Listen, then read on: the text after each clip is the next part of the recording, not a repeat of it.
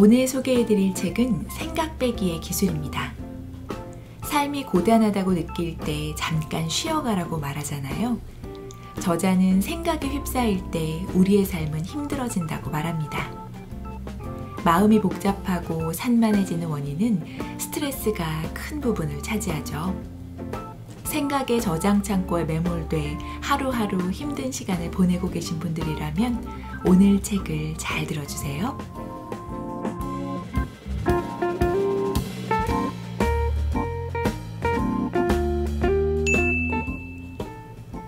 S씨는 퇴근하고 집에 오면 난장판이 된 모습에 화가 치밀어 오른다. 청소하라고 해도 듣지 않는 아이들에게 먼저 화가 나고 집안일을 도와주지 않는 남편에게도 화가 치밀어 오른다. 그러다가 어려서부터 늘 자기에게만 많은 일이 주어졌다는 생각이 들었다. 그러자 친정엄마를 비롯해 원가족에게도 섭섭하고 원망하는 마음이 불쑥불쑥 치밀어 올랐다. 생각은 이어져 시댁 식구까지도 원망하게 되었다. 이렇게 겉으로는 하나의 사건, 상황이지만 머릿속으로는 많은 이야깃거리가 만들어지면서 원래 상황과는 다른 쪽으로 생각이 미친다. 생각이라는 기차에 한 번 오르게 되면 내릴 때는 전혀 다른 상황으로 가버리는 것도 과잉 생각자가 많이 겪는 일이다. 생각이 나래를 펴고 달리다 보면 원래 문제를 일으켰던 상황에서 멀어진다. 그러면서 과거 상처들이 들추어지고 생각에 골몰하게 되고 온갖 부정적인 감정에 회오리가 친다. 건강한 사람들은 이내 자신의 생각이 과하다는 것을 깨닫고 멈춘다. 다만 그렇지 못한 사람들은 생각을 통제하지 못하고 결국 자기 조절이 안 되는 방향으로 흘러간다. 어떤 상황이 벌어진 것은 첫 번째 화살이지만 그 상황을 악화시키는 것은 두 번째, 세 번째 화살이다. 붓다는 우리가 경험에 연연하거나 저항할 때, 삶이 지금과 달라지기를 원할 때 괴로움을 느낀다고 했다. 원하는 마음이 너무 강렬하면 집착하는 마음이 된다. 고통은 불가피하지만 괴로움은 선택이다 라는 말이 있듯이 첫 번째 화살은 고통 자체다. 두 번째, 세 번째 화살은 괴로움을 덧붙인다.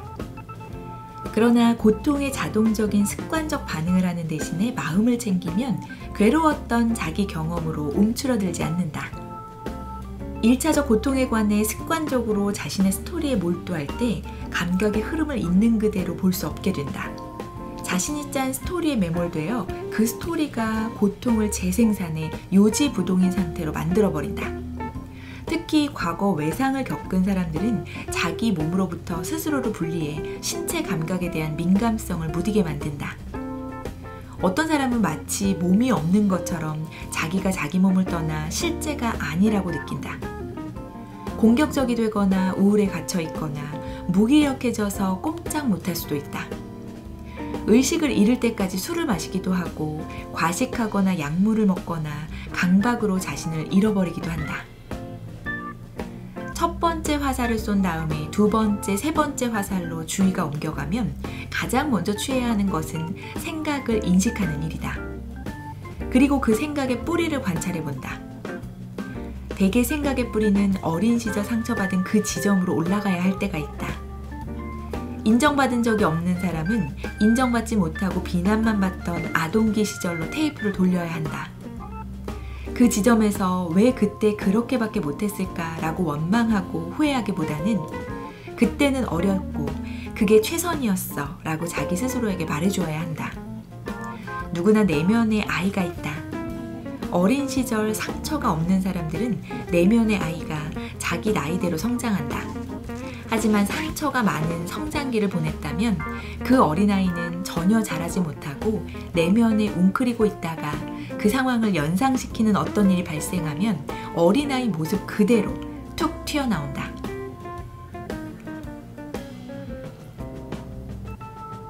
화살을 계속 쏘아대지 않으려면 자기 안에 있는 소년, 소녀 같은 취약한 어린아이를 인정해야 한다.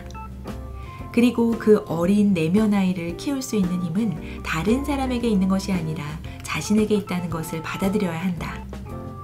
간혹 스스로 웅크리고 있는 내면 아이를 밖으로 나오게 해서 키워야 한다라고 하면 저항하는 사람들이 있다. 그들은 왜 나만 노력해야 하냐고 묻는다.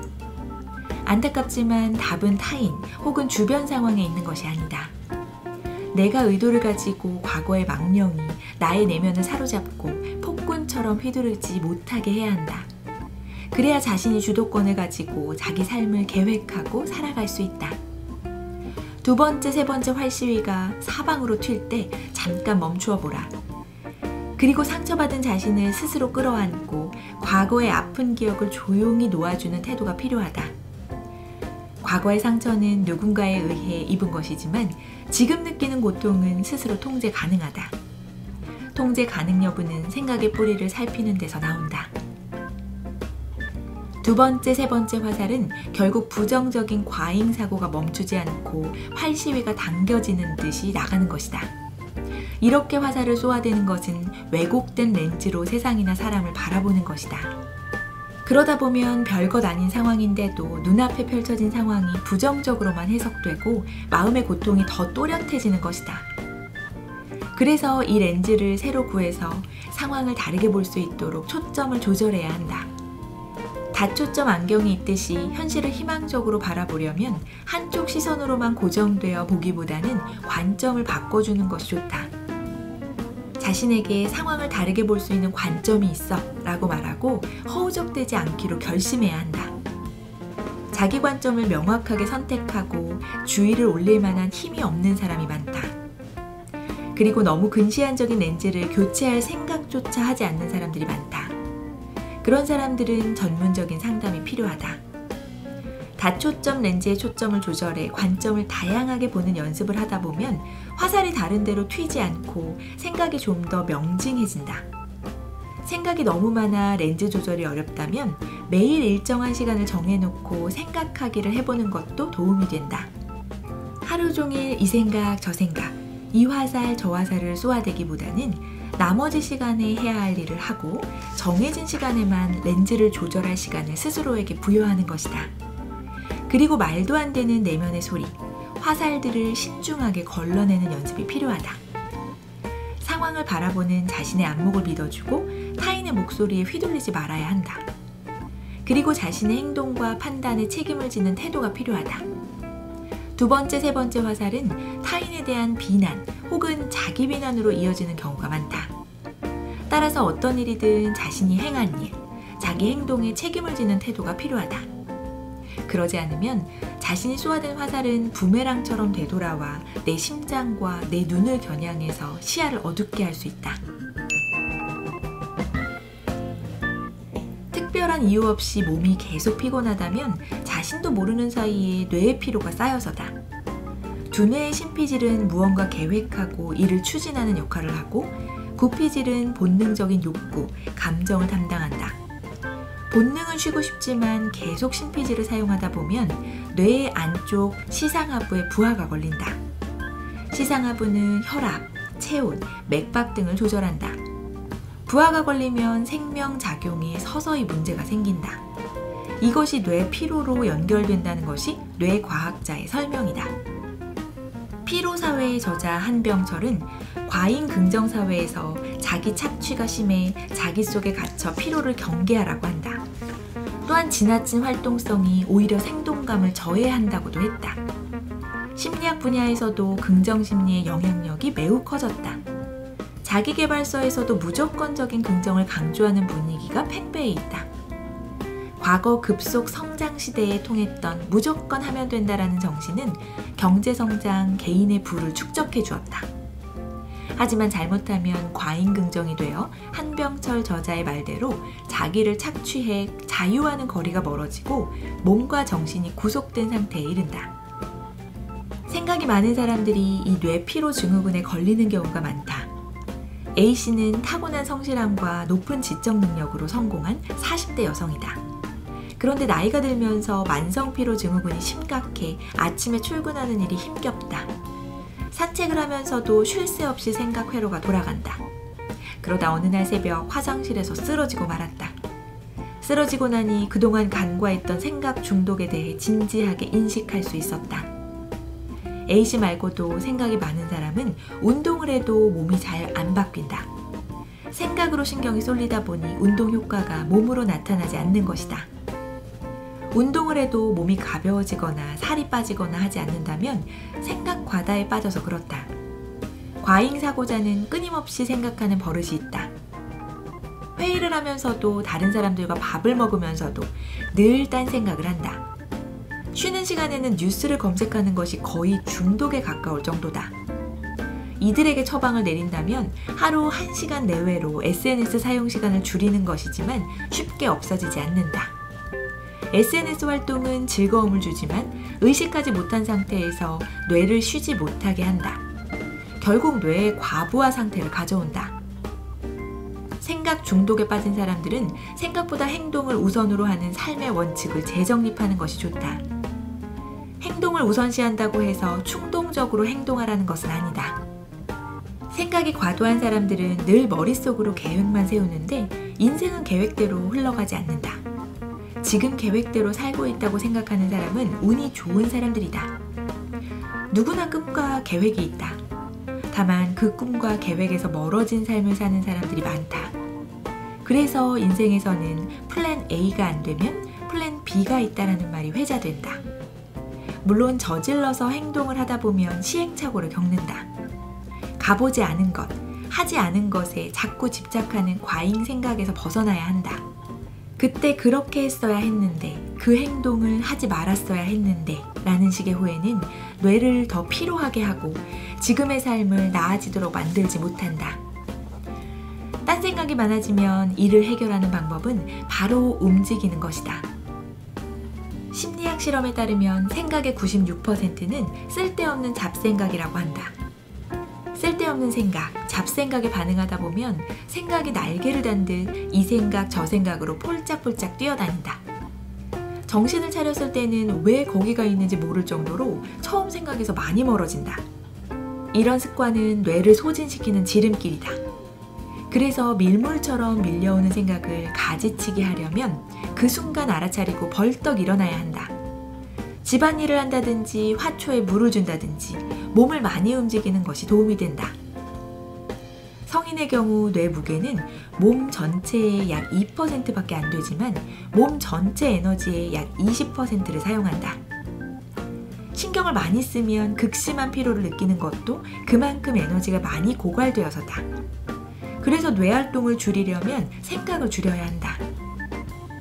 육체 노동을 하는 사람은 흔히 몸이 피곤하다고 하지만 지식 노동자들, 생각이 많은 사람들은 뇌가 피로한 경우가 많다. 뇌의 피로는 몸의 문제를 가져오기 마련이다. 마음이 문제라고 하지만 사실 마음을 관장하는 것이 뇌다. 때문에 뇌의 문제라고 해도 과언이 아니다. 극심한 피로감, 소진 증상을 느낀다면 뇌를 적게 활용하는 방법을 강구하는 것이 좋다. 아무것도 안 하고 싶다. 이미 아무것도 안 하고 있지만 더 격렬하게 아무것도 안 하고 싶다. 라는 광고가 있다. 수년 전 유행한 광고다. 번아웃 증후군에 빠지면 만성 피로, 두통, 불면증 등이 나타난다. 때문에 충분한 수면, 휴식, 나만의 고요한 시간 갖기 등이 필요하다. 이 중에서 나만의 고요한 시간 갖기는 때와 장소를 가리지 않고 할 수 있는 방법이다. 에너지 한정의 법칙에 의해 우리의 정신 에너지는 제한적일 수밖에 없다. 그렇기 때문에 심적 에너지의 80에서 100%를 생각에 쓰면 행동을 위한 에너지는 정작 남아있지 않다. 생각만 했을 뿐이고 일을 하지 않았는데도 늘 피곤하고 소진된 기분에 빠진다.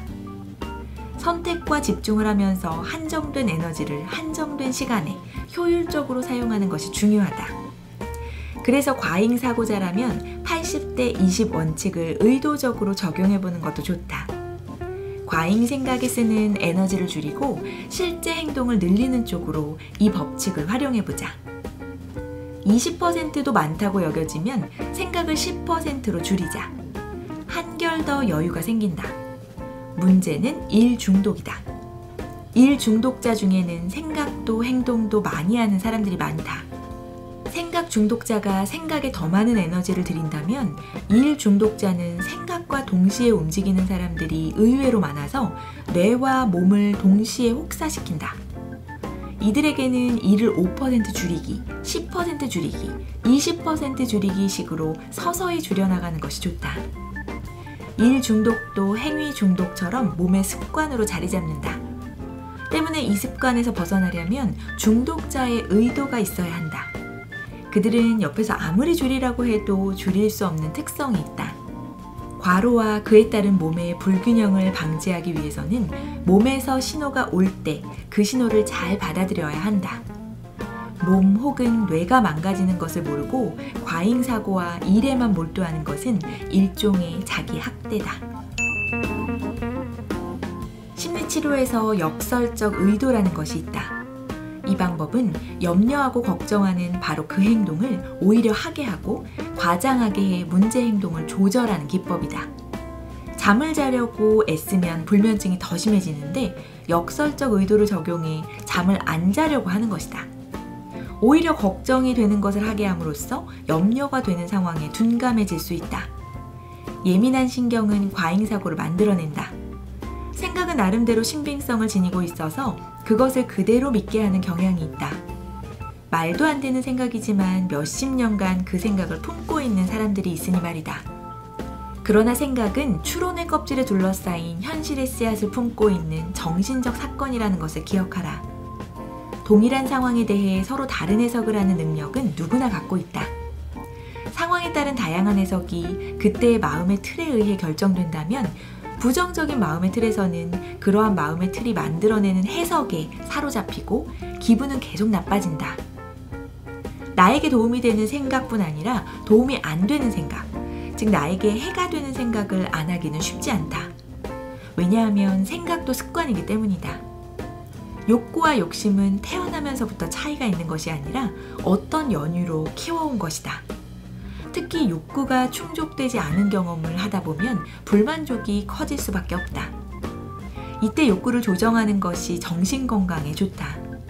정신적으로 끊임없이 분주하고 계속 활동을 하다 보면 실제로 내가 이 순간 무엇을 경험하고 있는지 모를 때가 많다. 가진 것에 만족하는 습관을 들이라고 하지만 그것이 쉽지 않다. 스페인어 케렌시아는 피난처, 안식처를 뜻한다. 마지막 경기를 앞둔 투우장의 황소가 잠시 쉬면서 힘을 보충하는 곳을 말한다. 요즘은 일상이 전쟁터 같다라고 표현하는 사람들이 많다. 아이도 노인도 마찬가지다. 평균 수명이 길어지면서 70세가 넘어도 경비원을 한다든지 폐유지를 줍든지 일을 계속해야 먹고 살 수 있을 정도다. 전쟁터 같은 일상에서 지친 마음을 쉬게 하는 장소가 필요하다. 케렌시아는 황소가 쉴 수 있는 물리적 공간을 의미하지만 시간적으로도 잠깐 멈출 수 있는 방법이 얼마든지 있다. 단 1분만 멈추어도 습관적으로 회피해왔던 자신의 주관적 경험과 조우할 수 있다. 우리가 일상에서 케렌시아를 발견하면 기운을 찾고 두려움을 잊을 수 있다. 그리고 머리가 맑아지고 하려는 일에 주의를 집중할 수 있다. 생각이 많아서 늘 힘이 붙인다면 잠깐 멈추어서 생각을 빼는 시간, 케렌시아를 가지는 것이 좋다. 생각에 생각을 보태는 더하기보다는 생각에서 생각을 빼는 연습이 그래서 필요하다. 생각 빼기를 위해서는 어떻게 해야 하는가? 우선 알아차림을 통해 생각이 일어나서 지나가는 것을 지켜보는 것이 필요하다. 가급적 생각의 흐름에 사로잡히지 않고 그 생각이 유발하는 감정적인 부하를 알아차리고 호흡으로 돌아가는 것이 한 방법이다. 여기서 중요한 점은 사건에 대한 해석은 단순히 실제로 거기서 무슨 일이 있었는지 그 이상을 반영한다는 점이다. 마음속에 떠오르는 생각이 우리가 느끼는 방식에 영향을 미친다. 기분에 의해 생각이 일어나기도 한다. 생각하는 것은 생각할 때의 기분에 의해 결정된다. 생각이 기분을 낳듯이 특정한 기분은 특정한 생각을 불러일으킨다. 예를 들어 우울한 기분에 빠지면 사람이든 상황이든 부정적인 생각이 파고든다. 생각을 빼려면 기분을 잘 다스려야 한다. 쓸데없는 생각, 잡동사니는 창의성을 없애버리고 습관적인 악순환의 고리에 빠뜨리는 경향이 있다. 그래서 생각을 빼고 뇌에 휴식을 주면 얼마 안 가서 좀 더 창의적이고 문제 해결에 도움이 되는 생각이 맑은 샘처럼 솟아오를 수 있다. 생각을 뺀다는 것은 뇌를 혹사시키는 생각사슬의 고리를 끊어 조금 더 생산적인 사고로 전환하는 것을 가능하게 해주는 작업이다.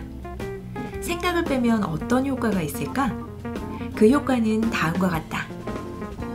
생각을 빼면 세상이 밝아 보인다. 생각을 빼면 몸이 편해진다. 머리를 맑게 해준다. 쓸데없는 생각의 확산을 막아준다.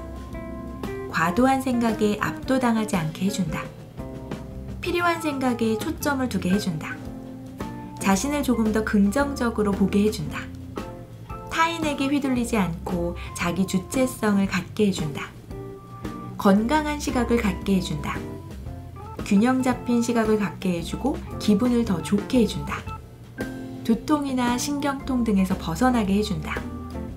왜곡된 시선에서 벗어나게 해준다. 진흙탕에 빠져드는 것을 막아준다. 생각을 명료하게 해준다. 좀 더 도움이 되는 행동을 취하게 해준다. 충동에서 벗어나게 해준다. 몸에 해로운 것을 하지 않게 해준다. 내 삶의 주인공이 되게 해준다. 흙탕물을 휘저어 본 적이 있는가? 생각에 생각을 보태면 마음속은 흙탕물이 된다. 그러나 흙탕물을 가만히 지켜보면 부유물이 가라앉는 것처럼 생각을 빼면 명징한 마음 상태가 되고 혼탁해진 마음이 맑아지는 순간이 온다. 마음을 가만히 바라보면 생각에 덧붙여진 것들이 사실이 아니고 허상에 불과하다는 것을 알게 된다.